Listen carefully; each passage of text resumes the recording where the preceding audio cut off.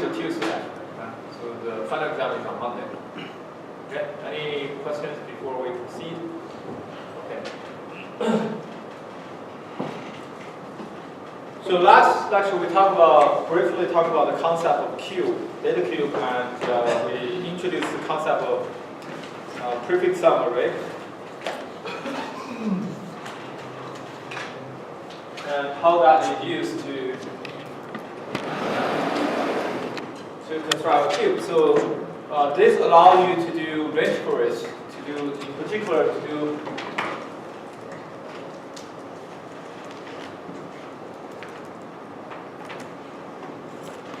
range queries in constant time. And what's important for you to understand for cube is that you need to understand the dimensions and where those dimensions come from. The dimension can be one of the attributes from your base tables, or it could be an attribute from the result of a join of your base tables. So a dimension could be something that's not in your base table but as a result of your join operation. Then you can define a dimension over that.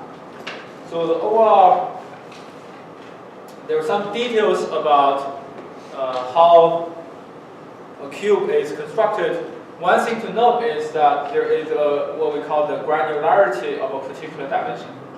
In other words, for each dimension, so suppose this is one dimension, and suppose this is time, then you need to specify what's the granularity for this dimension when you define your cube. For example, if your dimension is time, you can define the granularity of your time dimension as date, or week, or month, or even quarter, right? So different granularity obviously give you different trade-offs, right? The finer granularity you go to, the space overhead is bigger, because essentially the prefix sum array is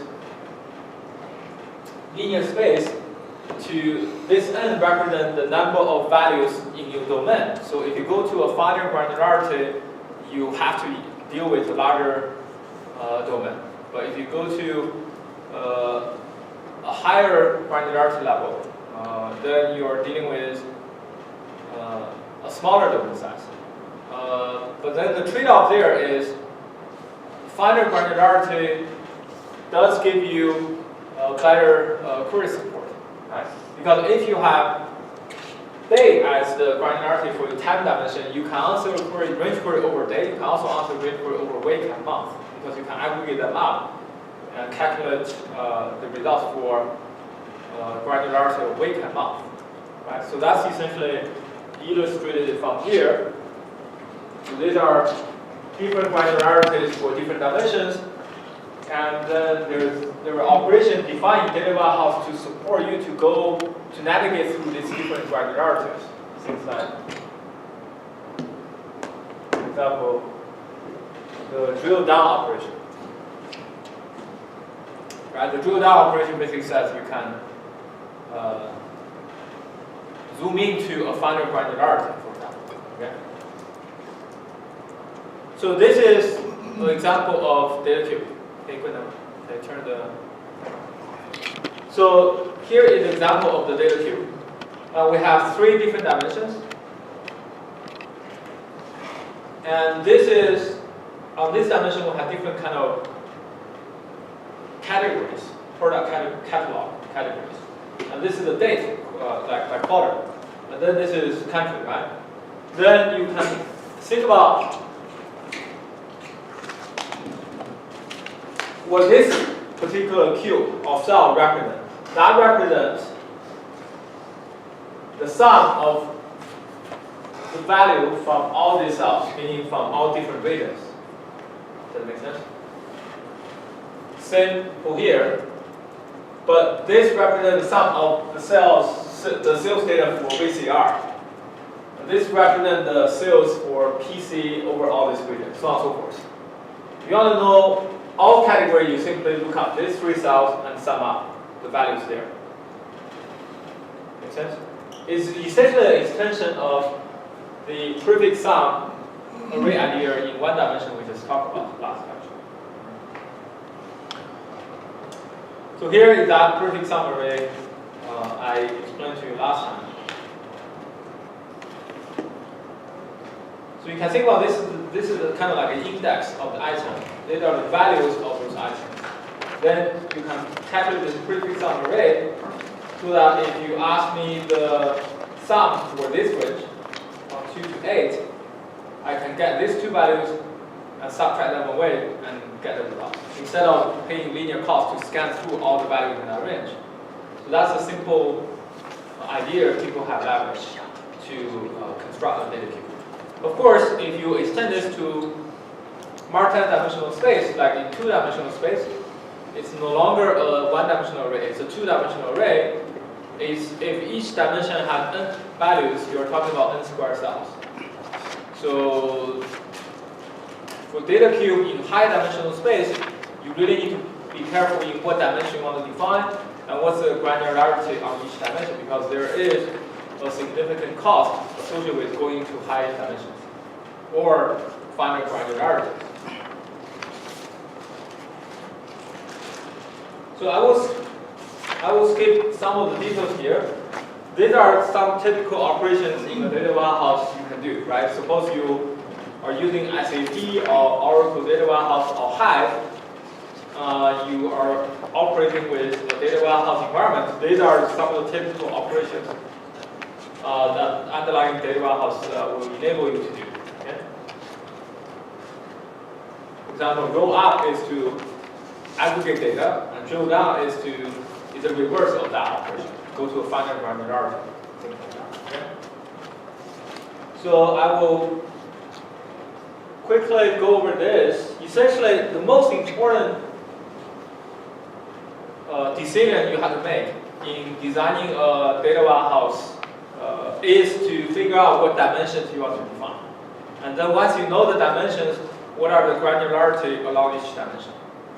And that process, as I mentioned, that's essentially the ETL process, right? The ETL process. Extract, transform, and load. Extract, transform, and load. The typical procedure is, this is you raw data, and you use ETL process to define the dimensions and granularity and what cubes you want to build for your data warehouse. And this is kind of like a modeling design phase. Once you have done that, you have to load data into data warehouse, meaning actually build the cubes from the raw data. And obviously there's some optimization here you can do as well. Like once you define the cube to be like this, given the particular raw data you have, what's the most efficient way and scalable way to load data into that data cube? And how often you refresh your cube, given the observation that you may have updates to the raw data constantly. And obviously, you cannot afford to push any update here through this process to the cube all the time, because that can be really, really expensive. So typically, what people do is periodically you refresh the content of your cube. Then there are some other interesting challenges there, which is when you have updates here, do you always rebuild the cube from scratch, or is there some way you can incrementally update the cube? Like figure out only these particular cells are affected by this update, and I can somehow only update those cells without the expensive process of building the entire cube from scratch.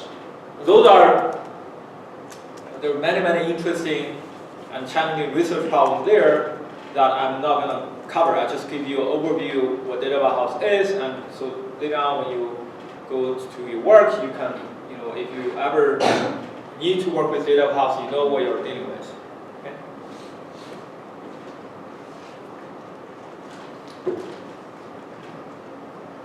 So here there are some techniques people have designed to speed up the data cube operations, such as indexing support, like BMap index support, and so on and so forth. I will skip those. If you're interested, you are encouraged to read the slide yourself. Right? The basic idea is similar to the concept of index we discussed in our setting. Right? The only difference is in our context, index is designed to speed up data retrieval from the raw data. Raw data here in our context are relational tables. Here in DataCube, the data you're dealing with are the cubes. And you need to quickly figure out, given a particular query, what cells from the cube you need to pull value out from. And then you want to use the index to speed up that process. And a particular index people have been using is called bitmap index. Bitmap. Okay. So I'll skip all of this and go all the way to. So I'm gonna start the next topic. So that's all the discussion I want to have for data warehouse. If you think about data warehouse solutions, let me go back to this particular slide. The big picture is actually fairly simple, which is this is your raw data. The only reason you are going through this process is what? Is because if you want to support live queries over raw data directly, it might be too expensive, so that you do not get interactive response.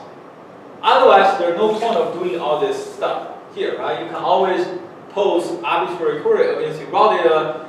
If you can get those results back in seconds or in really short response time, there's really no need to pay the actual effort to build and maintain this data warehouse in the middle, right? The only reason people do this is there are many queries when you execute them against your raw data. It takes a long time to get the response. It's very expensive. So because of that, we pre-built, quote unquote, the answers for the workloads you know you're gonna have, so that at the runtime, when you have a particular workload coming into your system, the answers are almost available to you right away. So you can get really quick response rate, right? So that's kind of the idea. However, there are a couple of downsides with this approach, right? One is you have to know what workloads you're dealing with, because you need that information in order to know what dimensions or what cubes you need to build, right? Example, give you a very simple example. When you are making the decisions on the dimension date, what granularity should I support in my data cube for the date dimension? You may say, oh, let's go with quarter. But what if you later come up with a query, ask you what's my sales amount from January 15 to, I don't know, June 6. That doesn't align with the quarter value you have in your cube. Then this cube is useless for you to answer that query. You are not able to answer that query using this particular cube. So that's just one example where data cube is limited, right? In the sense that you have to know the workloads ahead of time so that you can design your cubes accordingly by looking at the characteristics of your workload so that you can pre-build the answers for those type of workloads. If you have ad hoc workloads coming into your system, data cube is not going to work well for you. Okay? That's observation number one. Observation number two, updates are expensive in data cube. That's because, look at this particular picture right here. If you have updates to the data source, you're facing a tough challenge in the sense of how often you want to push the updates to your queue. If you do it too frequently, that incurs high overhead to your data warehouse environment. If you don't do it frequently enough, then your data cube are reporting back answers that are potentially outdated by a huge margin, right? Could be off by a huge margin. So you have to strike this constant balance of when do you refresh your data cube. And this is not a problem if you run all your queries against the raw data all the time. Because if you run your query against the raw data all the time, obviously you're getting fresh results each time you run a query against it, right? So that's the second challenge. Lastly, the last challenge is really, if you look at the data cube structure,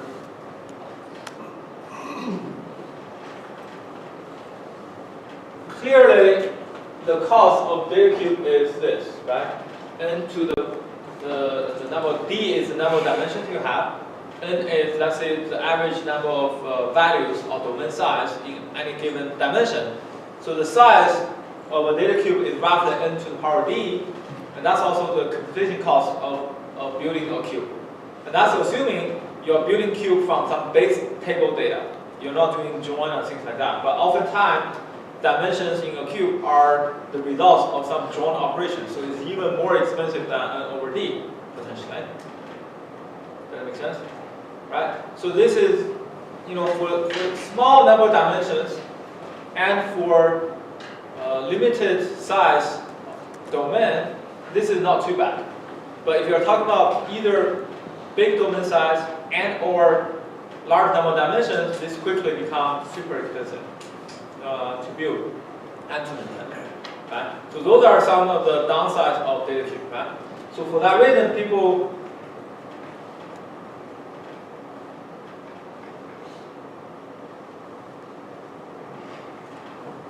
are really interested in investigating what we call interactive data analytic techniques using other techniques rather than pre-built data cube, right? So I will give you some quick overview of some of the techniques people have developed in recent years to address these challenges. Right? So one particular technique that becomes so popular nowadays is what we call the in-memory cluster-based computation, right? The basic idea is, okay, first of all, one observation from a classic traditional relational database system you can make is that one big bottleneck is I/O. You are doing I/O all the time, and I/Os are expensive, as evident from our discussions throughout the semester. So there are two solutions to that. One is you use efficient indexing structures to minimize the amount of I/O you have to perform. That's the whole point of behind building bpostgre, building hash tables, and all that stuff. Right? The other idea really is to go to the extreme viewpoint, which is why not get rid of I/O altogether? Instead of building this, building that, try to minimize I/Os, what about just get rid of this thing altogether? And obviously, the second option sounds like really attractive, right? But then it's not so easy to realize that objective, right? Because first of all, in order to get rid of I/O altogether, you have to cache all your data in main memory, which means your memory space has to be big enough to hold the amount of data you have. With the increasing amount of data people have to deal with, that creates a significant constraint on the system you are trying to build. You need to have really large memory space. And oftentimes, a single node architecture can no longer cope with that demand of huge memory space. Right? There are various reasons why a single node cannot scale up to a really large memory space. But the bottom line is, a single node oftentimes is not enough. And second observation is, if you go with an in-memory architecture, everything is cached in main memory, it makes those discussions on transactions much more challenging to deal with, because nothing is permanent in the sense that everything is cached in main memory. If you lose power, everything is gone. Right? So that makes the crash recovery much harder. Of course, a very simple and naive solution over there is what? Is you still use Red Hat logging, but imagine you just never do any checkpoint. And that's obviously give you an in-memory database. If something goes bad, something crashes, I can use log to reconstruct everything. Right? That's a very simple, naive solution, but the question is, can we do better than that? If knowing that everything is in main memory, can we do better? So combining these two observations, people come up with the idea of what if I use a cluster of commodity machines, and then I use a cluster computation framework and do everything in main memory. So that's kind of like one of the hot topics under discussion nowadays. If you talk about in-memory computation, there are two architectures, generally speaking. One is called shared state. One is called shared nothing. For the remainder of this class, I'm going to concentrate on the second approach, called shared nothing architecture. And I will detail this architecture, then at the end of that discussion, I will come back to the shared state architecture, and then try to give you a comparison of the two. What's really the difference between shared nothing and shared state. Okay? And then there are also another trade-off that people have explored, which is accuracy versus efficiency trade-off, which in fact I have demonstrated one of the projects we've been working on when we were talking about query evaluations in this class. The idea is instead of computing the exact result, which may take forever or at least really expensive time to compute, what if I give you some approximation? And the approximation quality improve over time, and you can choose when to stop to explore the trade-off between computation cost and accuracy of your results. So that's another direction people have explored. Real-time tracking and monitoring. That last component I'm not going to talk about in this in today's lecture, so I will just skip that. So here is the big picture, right? Suppose you have 100 terabytes over 1,000 machines. So each machine has how many data? Roughly 10 gigabytes of data, right? 10 gig or 100 gig. I think it's 10 gig, right? So if you have 100 terabytes over 1,000 machines, and suppose you distribute data equally on this 1,000 machines, and each machine has roughly 10 gigabytes of data. That's totally doable. If each machine has only 10 gigabytes of data, you can totally imagine, first of all, you are able to process that data locally, and you should be able to cache 10 gigabytes of data in memory nowadays. Even my laptop has 12 gigabytes of RAM already. You know, if you have a server machine, it's fairly common to have 64 or 128 gigabytes of RAM on a given node. So in-memory computation, you know, if you talk about in-memory computation for 100 terabyte data, at first you may think this is impossible. But if I give you 1,000 machines, suddenly this is possible. Right? Suddenly this is possible. But we still need to figure out if we're going to do this. One big challenge is how do you coordinate among these 1,000 machines? Because if each of them goes out and does things on their own, never talk to each other, that's not going to work. That's not 100 terabytes on 1,000 machines. That's 10 gigabytes on 1,000 machines, and each is independent of each other. That's not 100 terabytes on 1,000 machines. Okay? So we need to figure out a way to enable coordination among these 1,000 machines. So if all this data are located on disk on these 1,000 machines, if you do a simple experiment, which is I want you to rate or do a linear scan over this 100 terabytes of data, but I allow you to do this in parallel over 1,000 machines, this will take about half an hour to an hour. Each machine, why is that? Because each machine is reading 10 gigabytes of data also roughly in parallel, and each will take about 30 minutes to an hour. And the one thing to notice though, the total running time is determined by not the fastest node, but by the slowest node in your system. The slowest node in your system. Right? And this simple principle surfaces in many areas, right? Suppose you are building an NFL team. How strong your team is not determined by how good your quarterback is, how good your running back is. It's really determined by what's the weakest point of your team. Does that make sense? You want to make sure your weakest point is not so weak, so that you can have a strong team. For example, I can say, okay, I'm going to build an NFL team. I can have Tom Brady as my quarterback. You say, oh, that's going to be a strong team. But my offensive lineman will be Feifei. Well, Tom Brady is not going to do well. Right? So that's a simple comparison, right, to kind of illustrate the point here. If you do everything in main memory, suppose these data are cached in main memory, then you can do this in 1 to 5 minutes. Because each machine holds 10 gigabytes of data in main memory, you do the scan, and that's typically, hard disk is about 10 times slower than main memory, but let's say we are not making as dramatic as a comparison as 10 times, still you're going to get a speed up of 6-7 times easier, right? If you're scanning data from main memory versus scanning data from hard drive. So now the question is, you're not doing this over a single machine, you're doing this over solid machines. So how do you do this? So this brings up the topic of MapReduce, Spark, and Spark SQL. So I'm going to talk about each of this in turn. I will start with MapReduce because Spark is largely inspired by the design of MapReduce.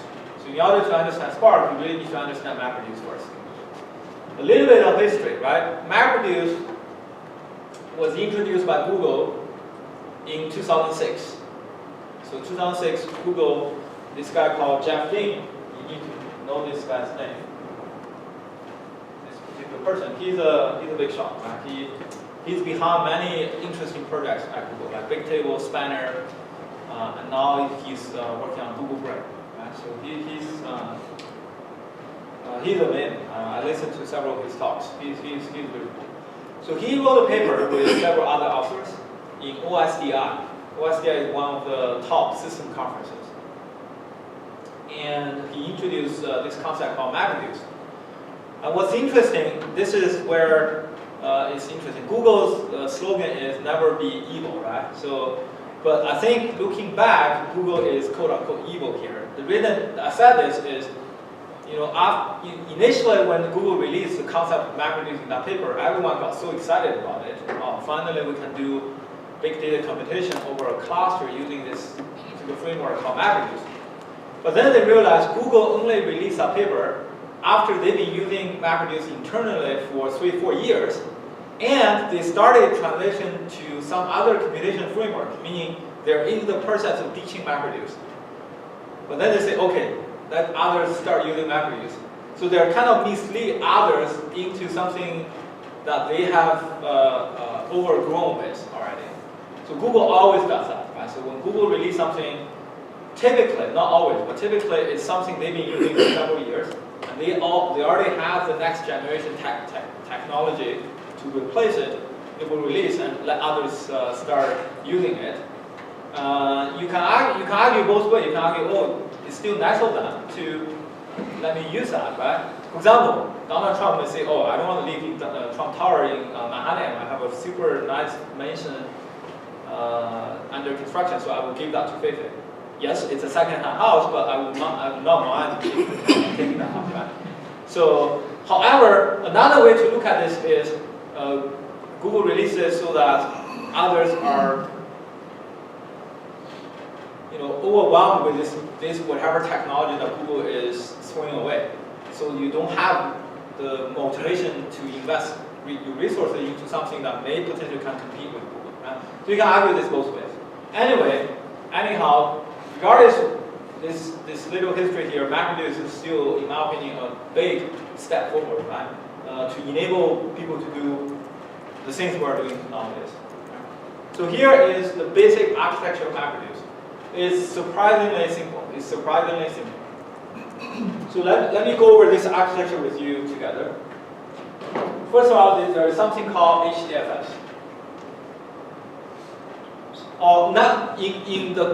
With respect to MapReduce, it doesn't have to be called HDFS. It's just DFS, Distributed File System.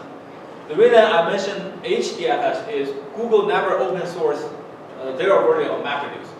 So two guys from Yahoo saw the paper from Google and implemented a Java version of MapReduce. Google's version of MapReduce is written in C++. And the open source version of MapReduce was written in Java. It's called Hadoop. It's the famous elephant.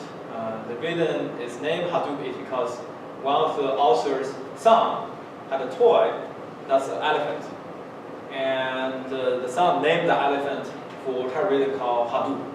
Then he just used that as the name of the system. Okay? So, but actually looking back, it's ironic they choose elephant as the symbol for MapReduce, because nowadays when people think about MapReduce, people, oh, MapReduce is scalable, but it's slow. Elephant is slow. So it happened to be a good representation of Hadoop. So Google's MapReduce is based on a distributed file system. The open source version of that is Hadoop, and they implement a distributed file system called Hadoop Distributed File System, in short, HDFS. A distributed file system of HDFS works as follows. So first of all, you have some client node, like your machine. You upload your file to a name node. There's one node. First of all, it's a cluster setting, right? So let's say you have 10 or 12 nodes in your cluster, and you choose one node as your name node. Your name node, or oftentimes referred to as master node. But nowadays, because of the political correctness requirement, we can no longer refer to this as master node or slave node. You know, like you cannot say blacklist or whitelist. So I try to avoid the word master node. So it's name node, but it's the same thing. It's name node. So you upload this file to your name node, and then this name node will break this file into chunks, and each chunk is of some pre-specified file size. Let's say 64 megabytes or 128 megabytes. The default in Hadoop is 64 megabytes. So the chunk, there's another name for chunk, it's called split. A split. There are many ways you can do this breakup, right? You can do this sequentially, meaning every 64 megabytes, that's a split. Next 64 megabytes, that's a split. And this is data agnostic, or data distribution agnostic, meaning you totally ignore the underlying data distribution and you just blindly cut them into a 64 megabyte split. You can do slightly better than this if you know what kind of workload to be expected down the road.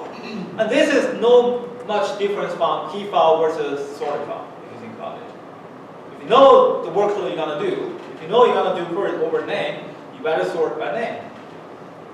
Okay, so that's why I said if you understand relational database engine inside out, a lot of principles we have explored over there can be just borrowed over to this big data NoSQL space. Okay. So you break the file into 64 megabytes trunk or splits. So you have multiple such splits. And then you have multiple what we call data nodes, or slave node, what you call. And you push those splits into those data nodes. And you try to do the distribution in a balanced fashion. Meaning each node roughly has equal number of splits. Let's say 4 splits per node. That translates to about 200 some megabytes per node of your data. Well, that's very simple, right? And to counter the potential risk that some node may go back, when you have one machine, the chance for that node to go back is to go offline is very small. But when you have 1,000 machines, then that's something you cannot ignore. You can do a simple calculation. Let's say the probability for a particular node to go offline is what? Is 1%. The failure probability is 1% for any given node. What's the probability that no node, not even a single node, will fail in 1,000 machines? How do you calculate that? That's a simple calculation, right? Let me repeat my question, right? Any node has 1% of failure probability. What's the probability that not a single node has failed in 1,000 machines? Like 1 minus 1/1,000 to the 1,000 machines. 1 minus 1 over 1 or 100. 1 over 100 to the whole thing to the 1,000. The 1 needs to be in there. 1 might, it's Oh, all that Sorry, risk. not this piece. Yeah. And almost there. This is the probability. Yeah, that's right. Yeah. This is the probability. Why this is right? Because this represents the success probability for machine, meaning the probability the machine hasn't failed. You need all of them to be up and running. So that's essentially the calculation. If you do the calculation, this is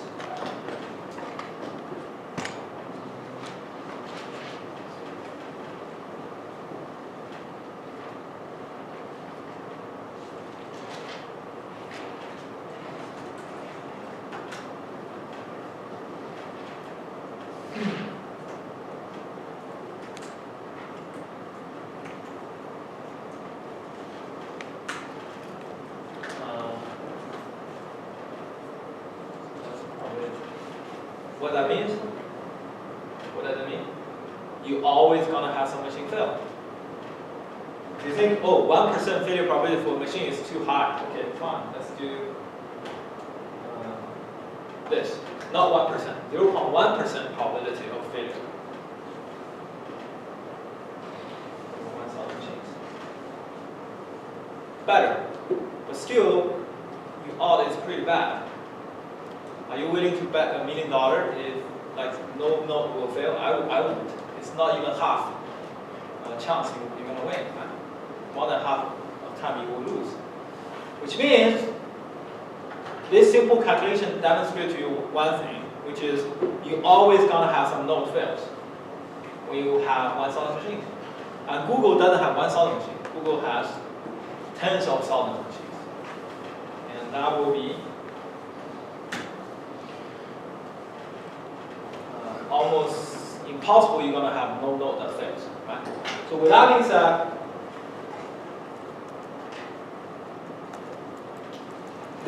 that explains why you see, suppose each of these represents a split. And that's why you see this split multiple times at different nodes. The default typically is to have 3 copies of the same split. Why 3 copies? That means the probability for you to have some particular data that's unavailable to you during your computation is what? Is the probability 2 nodes, all 3 nodes fail at the same time. And what's the probability of that? All 3 nodes fail at the same time. If I'm talking about 1% failure probability, that's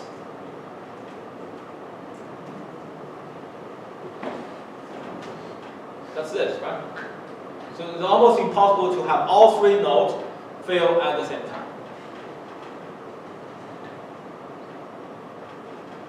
And that means that explains why you don't see the same color twice on the same node. But that defeats the whole purpose of your design, right? Your objective is to make sure each split is always available to you. In order to guarantee that, you want to distribute the copy of the split, of the same split, you want to make sure they are on different name nodes. Okay, different name nodes. So that's kind of the design here. The only thing that I need to explain is this secondary name node. Obviously, this design is resilient to failures if and only if your name node is up all the time. If your name node goes offline, there's nothing you can do. Because name node return important metadata information, like where each split goes and things like that. If you no longer have your name node up and running, there's no way you can access your data. You don't know where they are. It's kind of like you lose your index. So what people do typically is to have a secondary name node that's up and running all the time in parallel to the name node. And these two are identical to each other. Literally, they are copies of each other. So that if one goes offline, you immediately switch to the other. No problem. Okay, so that's the design here. And another useful thing called YAR. YAR stands for yet another resource negotiator. I will come back to this later on. I think it's important for us to understand MapReduce and Spark first, then we come back and understand what YAR is about. So here is, 2 minutes crash course on MapReduce. After seeing this picture, you should be able to start coding in MapReduce. Okay. This is your input data. As I explained in the previous slides, the input data is trunked into what we call splits, right? So each of this represents a split, let's say 64 megabytes. And they are on different nodes potentially. You follow me? In order to do MapReduce over large data, all you need to do is to write 2 functions. All you need to do, that's all you have to do. Of course, that's an overgeneralization. Sometimes you need to do some additional things to make your MapReduce program more efficient. I will elaborate that a little bit more after I cover the two basic functions. The two basic functions you need to write is called map and reduce. Called map and reduce. What it does is the following. When you write the map function, you write a single map function. By the way, I have multiple map functions, map instance here, but they all represent the same function. So it's one function, not 4 map functions.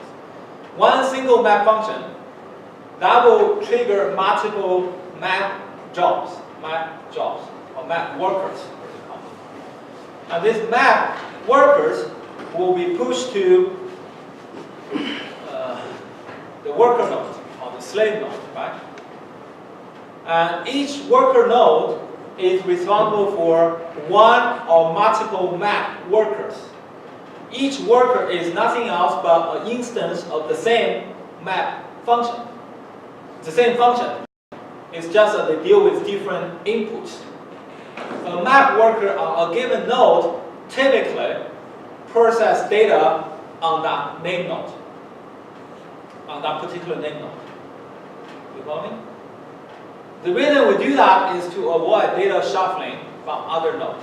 Meaning, you do not want to run a worker instance on node 1 and let this map function, map worker, to go fetch data from node 2 or 3, because that incurs network communication, that's expensive. So this map worker on node 1, in most cases, will only take data in from the local split on node number 1. In the simplest setup, the extremely simplified version of it, each map function, imagine each map worker handles only one split. So if you have 10 splits, you have 10 map workers. If you have 100 splits, you have 100 map workers. Of course, you can generalize this, say, oh, each map worker handles 3 splits or 4 splits. But in principle, it's the same idea, right? You always handle local splits, local data splits.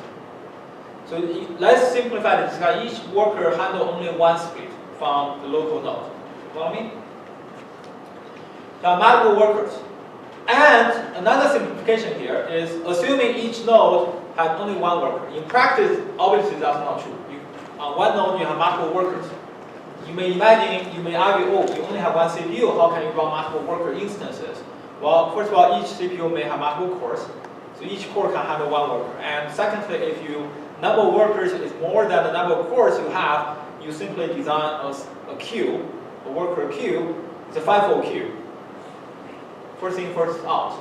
So all the workers queue in that worker queue and get pulled out from the cores on that node. Whenever a core is freed, it goes and fetches the next worker from the queue. Okay, that's how I do it. But the simplified version is very simple. Imagine each worker handles one split, and each node has only one worker. So we have, let's say we have 4 nodes here in this cluster. So that's kind of the setup, right? What can you do in a map function? Well, map function, you as programmer, you can define it. You define your own map function. The only requirement is a map function must produce a key value pair for each record in the underlying split. So this input split has multiple records, one after another. It's unstructured, not structured. Unstructured meaning you do not necessarily know the schema of your data, or you know the schema, however, different fields may have different schema slightly. So you might write some code like, if you look at this, I do this, otherwise I do this. But no matter what you do, at the end of the day, the map function must emit for each incoming record. So the map function, the map worker runs through the input split in a streaming fashion, one record after another. And for each record, the map worker invokes the same map function. The same map function. You just invoke the same function over and over again on each record. The only requirement is you need to supply a map function that takes an input record and emit a key value pair. For example, I take a student record in, my emission is key is student ID, value is, if you care about GPA, it will be GPA. If you care about age, that will be age. Make sense? Or some more fancy computation, right? Like where you have been in the past 3 months. That can be value based on the record. You do some calculation, right? So the key value pair. So what do you have at the end of the map stage? At the end of map stage, what do you have? Each map worker produces what? A list of key value pairs. Nothing else. A list of key value pairs. You follow me? So far so good? All of you can write map function now, huh? So you are halfway through MapReduce. Now to complete the job, to claim you know MapReduce, you can write MapReduce job. You need to understand reduce, right? What reduce does. Once you have a list of k-value stores here, not here, here, you do something called shuffling. Not you do, the MapReduce, the underlying MapReduce framework will do something called shuffling. What it does is to say, okay, different nodes have a different list of key value pairs. What I'm going to do is I'm going to push all the key value pair with the same key value. Same key value to the same node to do some aggregation. And this is nothing different when you think about it. It's exactly what? The two-phase hashing algorithm we talked about. Map is like the partition hash function. The shuffling reduce is the rehash. Okay? So, in other words, in this map function, imagine you have key value of 1, 2, 3. This has 1, 2, 3, that has 1, 2, 3, that has 1, 2, 3. All the 1s come here, all the 2s come here, all the 3 come there. The values obviously will be different, right? For the same key 1, the value could be 20, 24, 28. For the same key value 2, the value could be 128, whatever, right? So the point is, all the records, all the key value pairs with the same key value will be pushed to the same node. And this is what we call the shuffling phase. Shuffling phase. This, again, this is the extremely simplified version of what happens in shuffling phase. You can, if you do that, you're using a hash function that's called identical hashing, right? So the same key value end up in the same group. But you can use some other hash function to hash on the key value and only push those with the same hash output to the same node. In other words, you may end up with key values that are different because of clearing of your hash function, and they may end up in the same node at the reduced end. It doesn't have to be the same key value. You can apply a hash function here, kind of like a rehash. Does that make sense? Think about the two-phase hashing algorithm we talked about. Right? Now, at the reduced, now this shuffling is expensive. By the way, the other thing that's expensive about MapReduce is because you are working with big data, your input split are loaded from disk, that's I/O. The output from your map function may not be able to fit in the memory, so you might have to dump the output of the map function, the map worker, to the output, to a local node, and load that back in when you do the shuffling phase.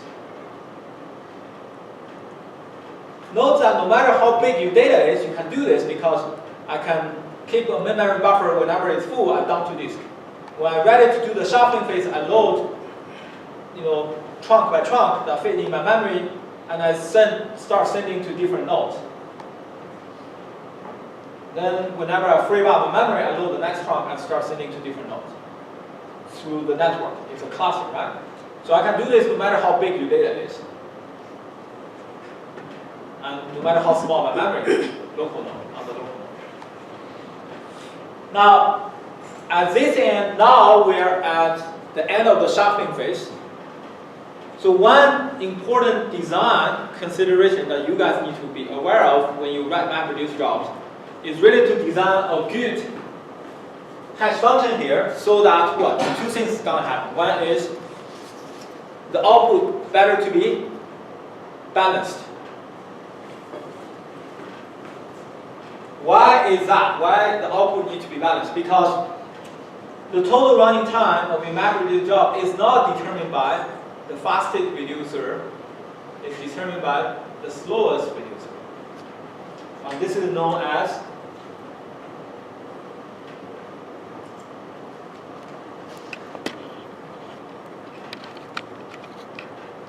the curse of last reducer. Curse of last reducer. Now imagine we in Olympics, in Summer Olympics, there are competition, right? 4x100 sprint. You pass the token one, whoever team reached the finish line first, which team win the game. That's the current rule. Let me change the rule a little bit.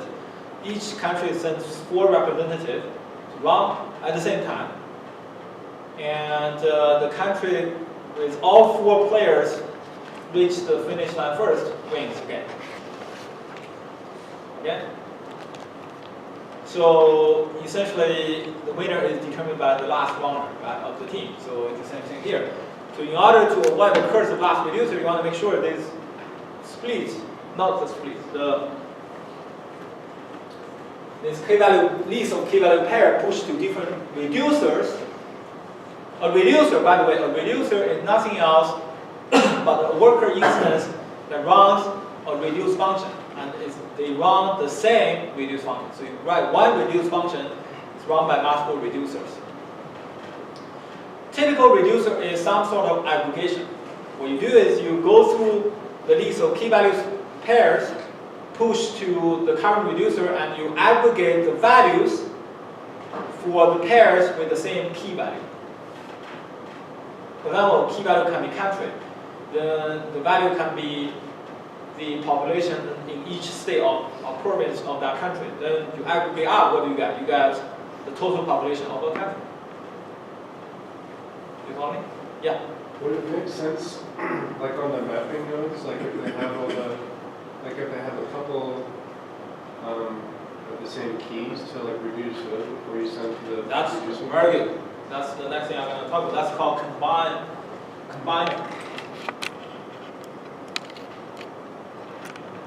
There's something called combiner that runs at the end of the mapper job.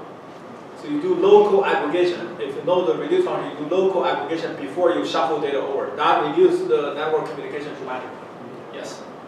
And another optimization people do is over here, when I do shuffle, I actually do sort and shuffle. I sort the local data based on the key value so that at the reducer end, data comes in sorted order. So the pairs with the same key value are consecutive string of data. So I can do what? Running sum kind of thing. I can say running. If you think about it, this is very similar to our discussion on how you implement group by aggregate. Right? You sort and you linear, you do a running sum in streaming fashion over this, right? So a lot of, again, it goes back to my point, a lot of principles we explore in design of relational limited kernel reoccurring here and there in this big data kind of architecture. Okay? And then the reducer dump the results. Oftentimes, you might need more than one round of MapReduce. For example, if you're doing clustering, you are doing k-means clustering. It's an iterative algorithm, right? That makes sense? So in one round of MapReduce, you figure out the current clustering combination. Then in the next MapReduce round, you figure out how to improve your clustering combination, so on and so forth. Right? So how do you do that in MapReduce? Well, keep in mind the output of the reducer, the results, are written back not to local file system, they are written back to DFS.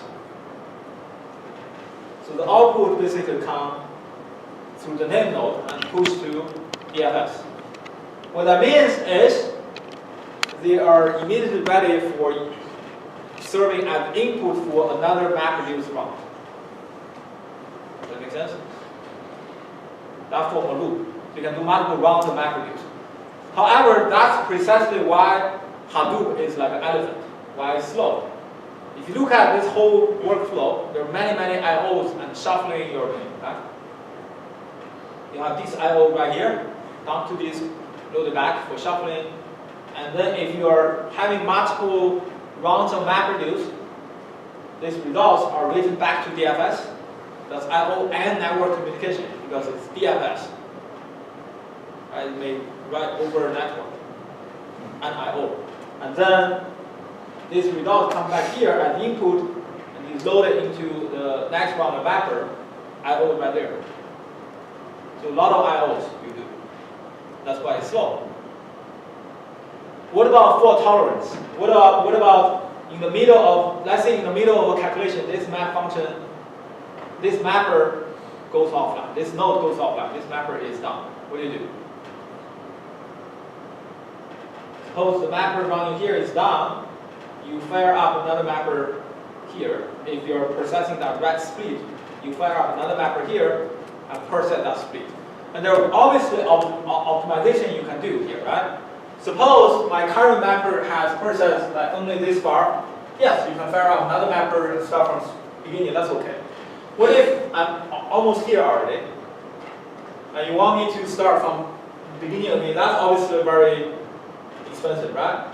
So you can do some bookkeeping here, like write ahead logging, those kind of things. Then when it fails, suppose you don't write the log to the same node but to another node, then you can use the log to recover the state of a mapper or reducer. Those type of optimization you can explore. But in the base version, you don't even have to worry about all of that. You just fire up another mapper on another node because it's always a trade-off, right? Yes, you get better efficiency when you recover from it. However, the bookkeeping itself is overhead. Does that make sense? So it's a trade-off. And that's MapReduce. Now you know MapReduce. You can go and write MapReduce code very easily. Supply map, supply reduce function, and supply a hash function for the shuffling. The default, they provide some shuffling function for you. They not surprisingly, what hash function Hadoop use? Just this linear hashing. We talk about why this is 2y's independence. Right? We talk about that. Right? So you can supply other hash functions if you want to.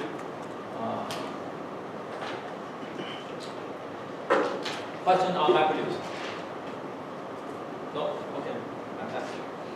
So since the invention of MapReduce, especially since the open source of Hadoop, a big ecosystem has been built based on Hadoop. Can you see this? Let me step over here. This is a distributed file system, HDFS, Elephant, right there, slow.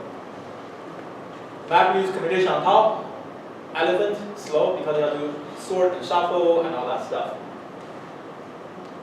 And then people say, okay, if you deal with file system all the time, that's not very nice. You know what? That's precisely the motivation people design relational database, right? Instead of working with file system all the time, let me design a database on top of it. So people design HBase on top of HDFS. So you don't deal with a file system all the time. You deal with something like a base, like a database. But it's a special database in the sense that data records in DFS are organized into key value pair format. So HBase is a key value store for that reason. But underlying storage engine, you can think about this as a storage engine. That's your database kernel. The storage engine for HBase is a key value store, a distributed key value store. That's what HBase is. Then for data ingestion, so for streaming data, Twitter has designed something called Storm. It's a streaming engine, streaming data engine. And on top, so let's forget about Spark for now. This picture is actually not right. Spark doesn't rely on this. Spark talks to DFS directly. But Hive sits on top of this. What's Hive? Hive is essentially a data warehouse. And this arrow here is the ETL saying the same thing we talked about. It's just that you do this over a collection of distributed files, distributed split. It's still one file. It's not a set of files. It's a single file, but many splits, distributed splits. So as I argued, many of this big data big data concept, right, buzzword, sounds like a lot, overwhelming. But if you understand the underlying principles, it's not much different from what we've been talking about in our class. Okay, so you have Hive. For whatever reason, everything associated with MapReduce is slow. Then people invent pig. It's another animal that's kind of slow, right? At least as far as I know, pig is slow. And essentially, what pig does is give you a SQL-like language. It's a scripting language, allow you to instead of writing MapReduce program all the time, you can type some SQL-like code, and it will automatically translate that into MapReduce job for you. So you don't have to write map and reduce. You type SQL or SQL-like script. It will automatically translate that into a MapReduce job and run that for you. Does that make sense? Okay. So that's Hadoop. Next, let's talk about Spark. Okay. To show you why Spark is a big deal, if you just Google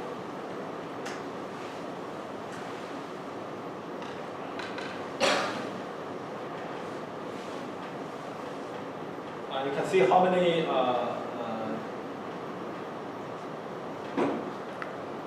mentioning Spark has. Let's see.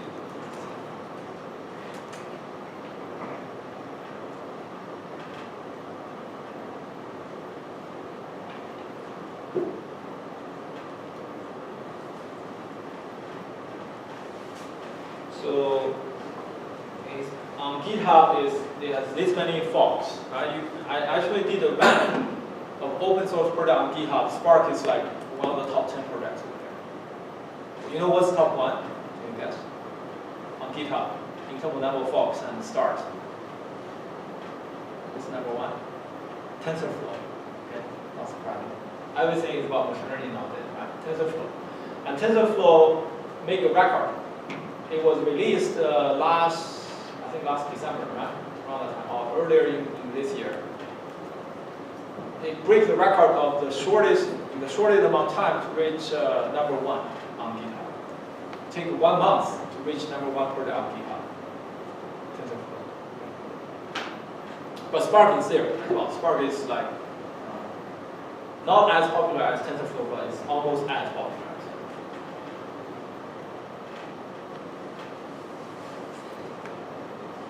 So what's Spark?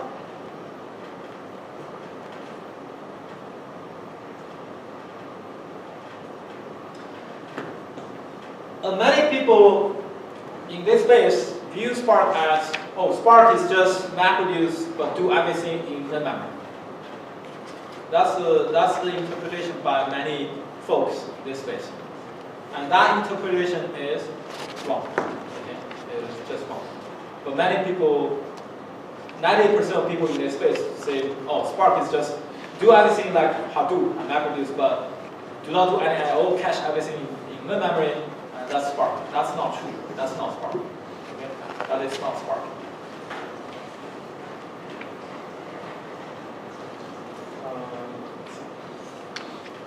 I think I have better slides for this, so I'm going to use the other slide I have.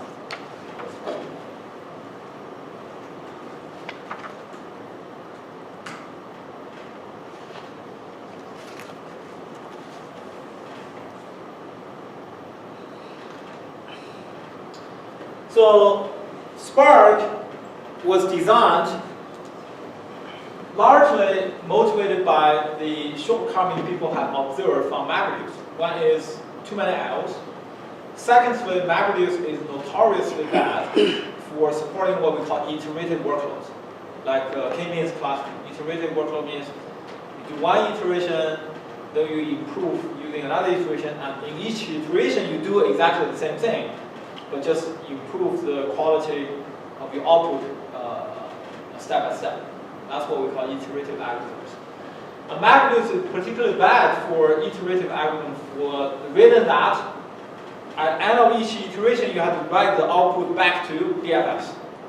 That involves I/O, expensive. That involves network communication because you are writing back to DFS. Potentially, you are pushing to a remote node, and that's expensive too. And not only you need to write them back, at the beginning of the next iteration, you are essentially reading them back from the distributed file system. So you're doing I/Os and remote write and read when you go from iteration to iteration. So it's super expensive. So MapReduce is not good at iterative algorithms. Like if you do k-means clustering using MapReduce, you can do it, but it's not going to be efficient. But people have no choice because if you're dealing with terabytes of data, you want to do k-means over 100 terabytes of data, using single nodes, no matter how efficient your algorithm is, you cannot do it. I know MapReduce is slow, but at least it can do it. Right? Today give you something, say, I'm gonna drive you home, but it's not a car. It's some really, I don't know, it's a pig running us over home. You would say, no, I don't want to do that. But if I put you into South Pole, there's no other choice. Either you starve to death or you go with me on the pig. You will say, oh, let's go with pig. Pig's not a bad choice. Right? Makes sense? That's essentially what we have, right? But suddenly some other guy said, wait, don't go with pig. Give you better, something better, which is, I don't know, like, no, elephant, no. I don't know. Something that's better than pig, or elephant, for that matter. So it has, so Spark does everything in memory. So that's why a lot of people misunderstood Spark as, oh, Spark is just the in-memory version of MapReduce, but it is not. But to be fair, there are a lot of common properties between Spark and MapReduce. They do share a lot of similarities. And Spark is built on top of HDFS and is fault tolerant, just as MapReduce is. And it's written in Scala. Scala is a language similar to Java, but Java is an object-oriented programming language, right? What is Scala? Scala is a mix of object-oriented programming like Java and functional programming. How many of you have taken a functional programming class before? Like lambda calculus, tail recurring, those stuff. Have you learned those before? Yes. Then you guys will have no problem in picking up Scala. However, if you have never taken a functional language class before, Scala will be extremely hard for you to understand and learn. Because functional language basically is totally different from the traditional program language you use, like C++ or Java, right? It's kind of lambda calculus kind of thing. All right. So it's been used by many companies. Let's skip that. So here is an overview of distributed file system. I will skip this. We talked about this. Distributed file system. And here is the overview of Spark. So Spark uses something called RDD. Okay, RDD. What is RDD? RDD stands for Resilient Distributed Dataset. Resilient Distributed Dataset. And by the way, a little bit more history. The original MapReduce paper. Right? When Jeff Dean wrote that paper, he sent that paper to VLDB, which is one of the top conferences in database, and actually got rejected. And that obviously was a huge mistake, right? Because otherwise, that's another milestone impact that database community has made. So it got rejected from VLDB, then he sent to OSDI. And interestingly enough, all the subsequent papers by Jeff Dean never go to database conferences. I think he developed this ego kind of thing, like you guys reject me and never, you know what? You're gonna suffer for the rest of your life. Never send my stuff over there. So his paper always are published in system conferences, like OSDI, SOSP, like Google. Like really funny, right? Like he has a paper called Big Table. It's table, right? It must be database. No, he published in SOSP or OSDI. No database conferences.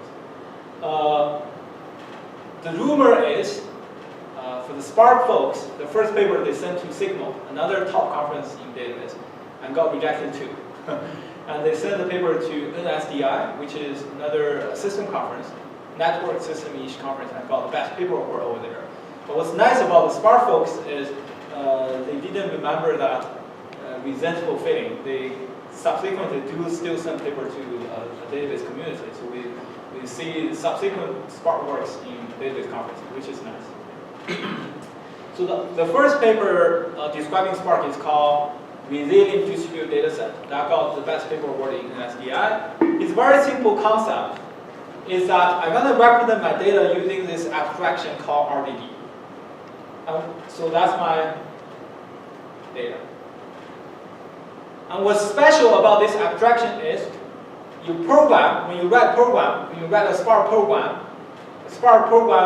you need to supply a couple of what we call transformations, and maybe one action at the end of the day. I will explain what transformation is and action is later on. And the transformation and action, those code in your Spark program work with only one abstraction. That abstraction is RDD. RDD represents nothing else but your data. So it's an abstract view of your data. What's cool about RDD is you do not have to know where your data locates at in my cluster. You just need to know, oh, that's your RDD. RDD could be anywhere on your cluster.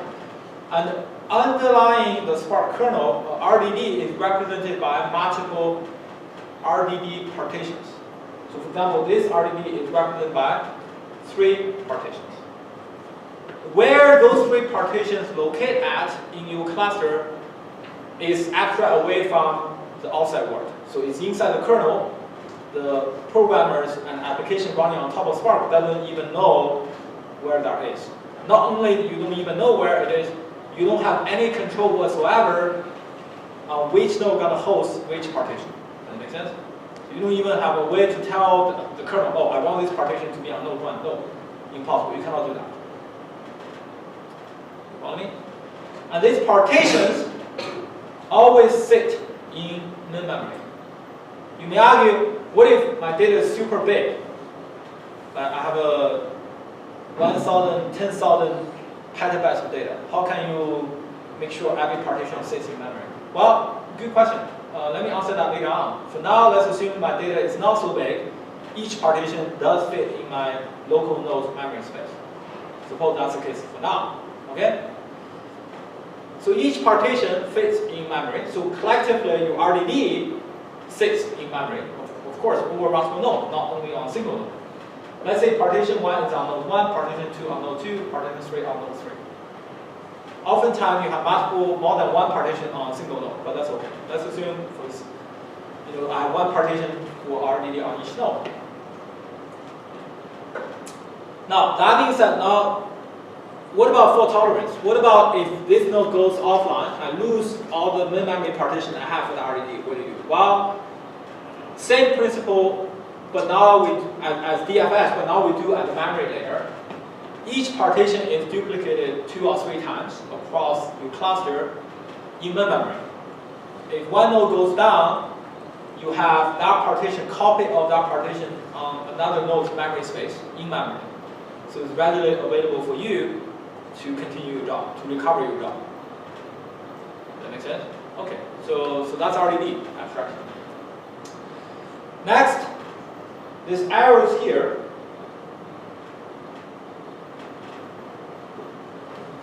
Spark is all about transforming one RDD into another RDD.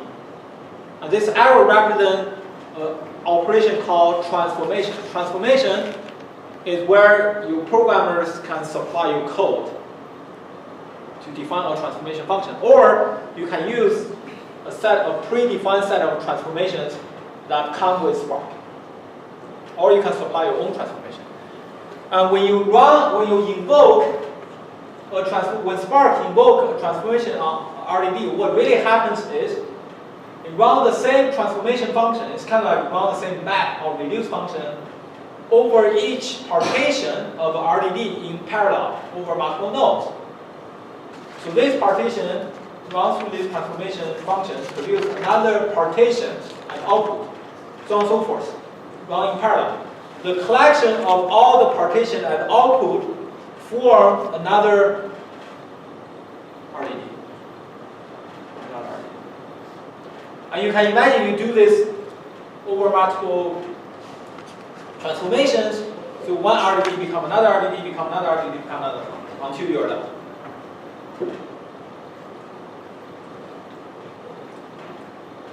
So far so good?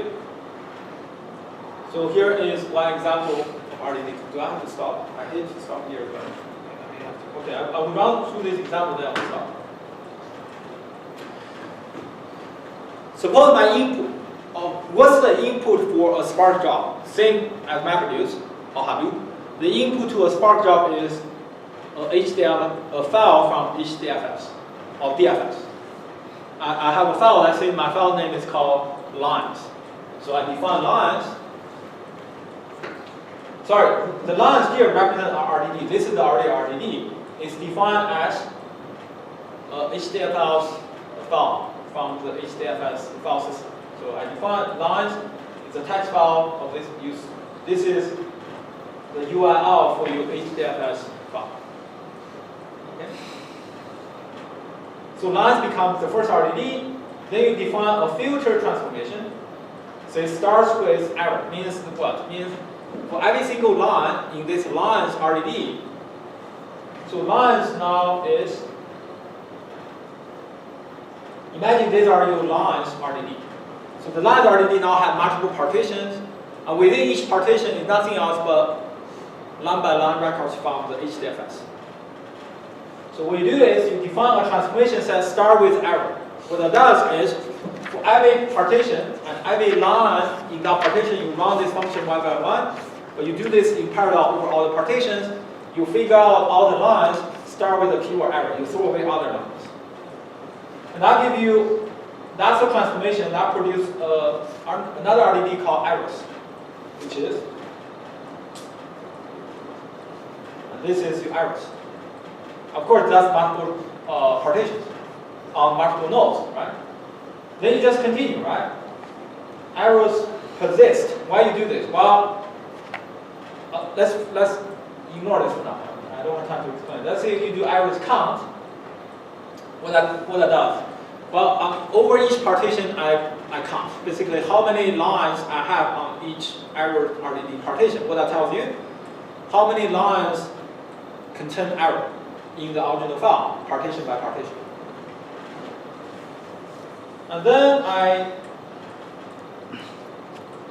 do another filtering called contains HDFS and split and collect.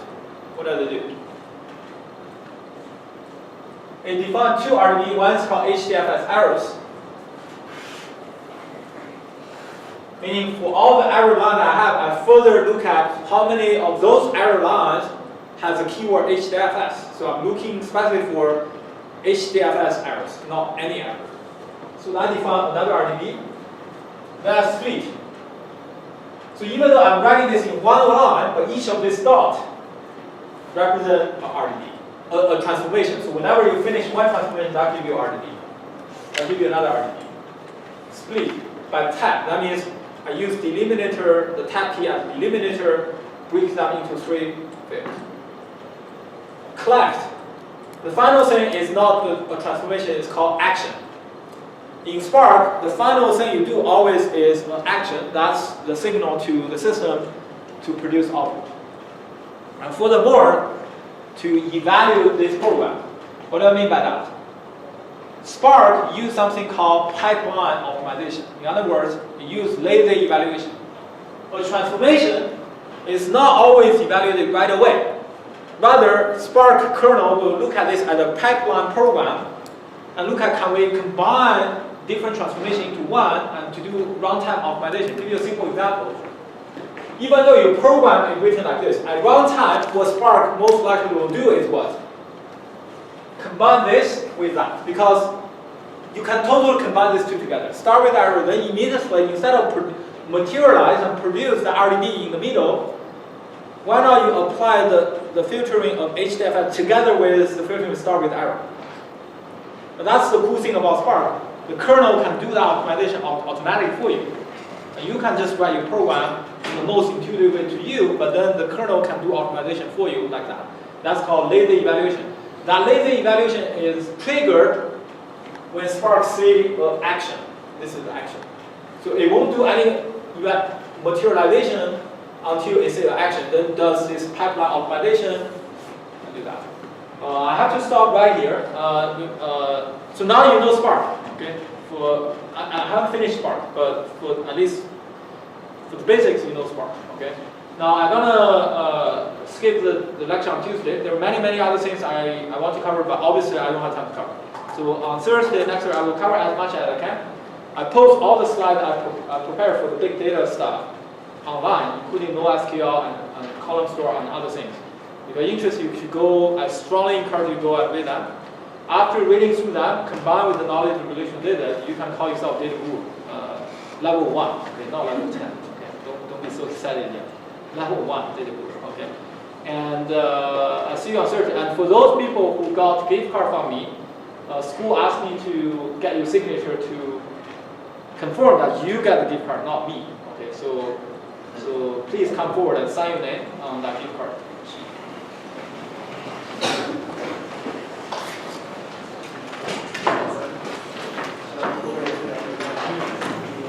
Hey, my partner emailed you.